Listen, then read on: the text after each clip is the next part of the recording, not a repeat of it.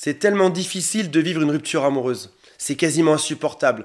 Tu as cette espèce d'angoisse, d'anxiété au fond de toi. Tu as l'impression que tu ne sers plus à rien. Tu te trouvais beau il y a quelque temps. Aujourd'hui, tu te sens juste nul. Et puis tu te dis, si jamais je ressens quelque chose qui est aussi dur, c'est forcément que c'était la bonne personne. C'est que je me suis trompé, c'est que j'ai fait des erreurs. J'aurais dû me comporter différemment pour qu'on reste ensemble. Et cet état te semble infini.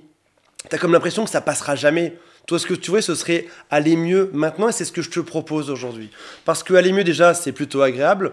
Parce qu'en plus, ça te permet de faire une belle reconquête amoureuse si tu le souhaites. Et éventuellement, tu peux aussi rencontrer d'autres personnes, des amis, voire même un autre amour dans ta vie. Aller mieux, c'est la clé, et c'est ce dont on va parler aujourd'hui. Avant de démarrer, si vous le souhaitez, abonnez-vous à cette chaîne. Il y a aussi un quiz qui s'appelle « Quelles sont mes chances de récupérer mon ex ?» qui est juste en dessous. Et mon équipe vous attend. Il y a aussi un lien pour les contacter qui est juste sous cette vidéo. Le premier concept essentiel à comprendre, c'est qu'il y a une durée incompressible de souffrance, de douleur, malheureusement. Quand vous avez passé votre permis de conduire, il y a peut-être eu 20 heures, 22 heures, 40 heures pour ceux qui avaient plus de mal, mais cette durée pour apprendre à conduire a été nécessaire pour savoir faire quelque chose derrière. La rupture amoureuse, c'est pareil, si on pouvait la chiffrer en heures, peut-être que ce serait 50 heures ou 100 heures, peut-être même 200 heures, mais c'est une durée de mal qu'il faut passer. Avant, ça allait bien. Pendant cette durée-là, ça va aller malheureusement très mal. Et après, ça ira bien aussi. Donc bien comprendre qu'il y a quelque chose d'extrêmement temporaire là-dedans. Qu'on le veuille ou non, qu'on l'accepte ou pas, on doit passer par cette étape. Et au plus vite on acceptera cette douleur d'être transpercé par tout ceci, au plus vite ça passera. Comprenez bien que si jamais vous retenez cette douleur, si jamais vous ne voulez pas la voir, ça va rallonger le temps nécessaire. On est tous passés par là, on doit tous y passer. Oui, c'est pas agréable, mais en réalité, on a tous survécu à ceci. Les phrases à se rappeler, c'est « Oui, je vais souffrir. Oui, ça fait extrêmement mal. Oui, ça prendra du temps, mais bien évidemment, oui, ça ira mieux par la suite. Tout ce que je vis aujourd'hui est juste temporaire. Cette douleur est temporaire. Oui, je souffre. Mais encore une fois, demain, ça ira mieux. Peut-être même qu'un jour, je me demanderai pourquoi est-ce que j'ai autant souffert dans cette période. Parce que dans 1 an, 2 ans ou 3 ans, vous vous direz, mais finalement, c'était peut-être pas du tout la bonne personne. Pourquoi est-ce que je me suis autant inquiété? Peut-être même que cette douleur qui est si vive aujourd'hui, vous n'en aurez quasiment plus aucun souvenir. Parce qu'en réalité, ça passe et le cerveau gomme tout ça par la suite. Comprenez bien que c'est 50 heures de souffrance, ou 100 heures, ou 80 heures, quel que soit la durée, on en reparlera par la suite. Si jamais vous tentez d'éviter cette douleur, ça multipliera le temps. Il y a plein de façons d'éviter la douleur. On parle de mécanismes d'évitement, comme par exemple l'alcool, ou alors jouer à des jeux vidéo, ou encore sortir avec ses amis pour se changer les esprits, ou encore aller sur des sites de rencontres. Si jamais on a une grosse relation et qu'on se jette sur un site de rencontre, et qu'on rencontre éventuellement quelqu'un, il y a de fortes chances qu'on ne soit pas guéri de nos blessures précédentes, que ces nouvelles relations ne fonctionnent pas parce qu'on n'a pas encore absorbé toute cette douleur.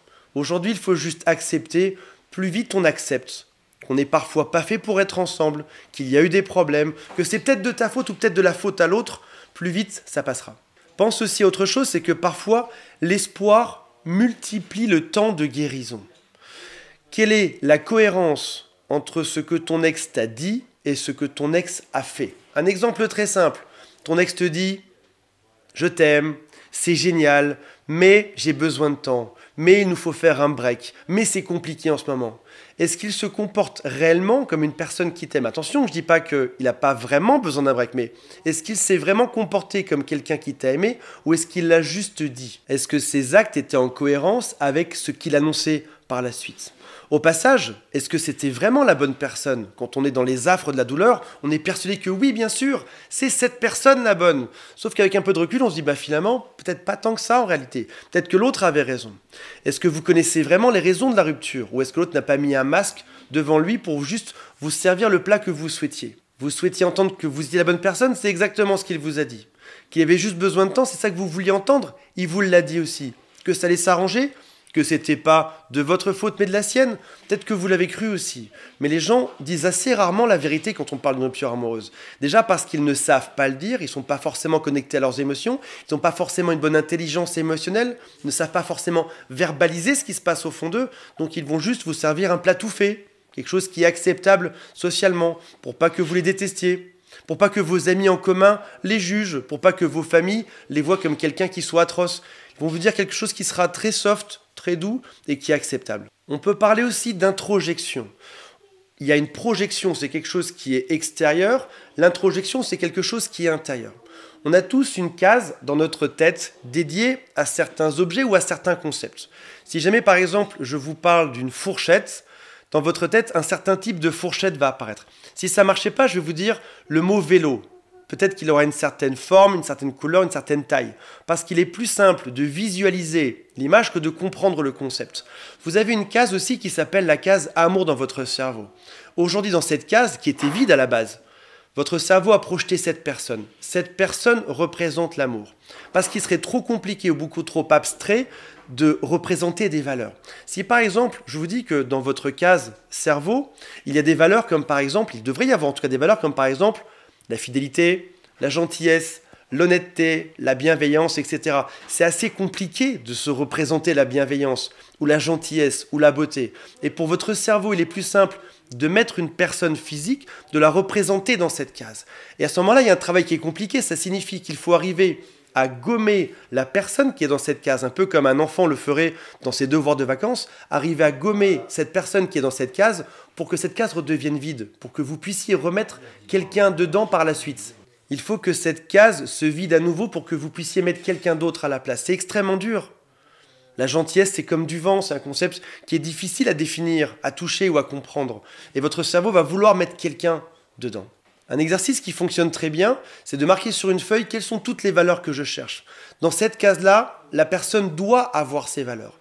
Déjà, pour pouvoir choisir soi-même la bonne personne, on rencontre plein de gens au quotidien. Se dire, voilà, j'ai peut-être 5 valeurs que je veux voir respectées par la nouvelle personne qui sera dans cette case, et ce seront ces valeurs précisément parce qu'elles seront importantes pour moi. Peut-être que ce sera une personne qui sera artistique, peut-être une personne qui sera grande, petite, peut-être une personne qui aura des valeurs morales ou spirituelles. En tout cas, ces valeurs sont nécessaires. Les marquer quelque part pour savoir repérer cette bonne personne par la suite. Que ce soit votre ex qui revienne ou quelqu'un d'autre. Une fois qu'on a ces valeurs également, on va pouvoir les prôner aux autres. Quand on rencontre quelqu'un, tu rencontreras peut-être demain la bonne personne, réellement demain. Et tu pourras dire, voilà le type de personne que je cherche. Tu as réussi à donner ton mode d'emploi pour que l'autre sache si elle a les bonnes compétences, les bonnes valeurs pour être dans ta vie. Alors oui, ça peut ressembler à une forme de passage d'entretien ou à un CV qu'on annonce. Mais en réalité, comment réussir sa carrière amoureuse si on n'est pas capable de dire ce qu'on recherche précisément? Certains me diront, moi ce que je cherche, c'est être surpris en amour. Je n'ai pas forcément de critères. Sauf que 3 ans après, il s'avère qu'ils ont rencontré quelqu'un qui était infidèle. Ou quelqu'un qui mangeait différemment d'eux, ou quelqu'un qui n'avait pas les mêmes valeurs familiales qu'eux. Oui, bien évidemment, c'est important de donner ses valeurs. On ne parle pas de faire un recrutement strict qui serait pénible, mais juste savoir exprimer ses émotions, ses envies, ses besoins et surtout ses objectifs. Voilà mes amis, je ne sais pas vous dire si la personne de vos rêves, c'est votre ex qui pourrait revenir dans votre vie ou si c'est quelqu'un d'autre. Mais une fois que vous aurez défini les valeurs qui vous rendent heureuse, ce sera facile de trouver la bonne personne, puis de chercher quelque chose qui est indéfinissable. C'est cette petite étincelle qui fait que ce sera la bonne personne avec ses valeurs, ou qui fait que malgré les valeurs, ça ne restera pas la bonne personne. Voilà mes amis, j'espère que ça vous a intéressé. On se retrouve prochainement. Salut à tous, bye.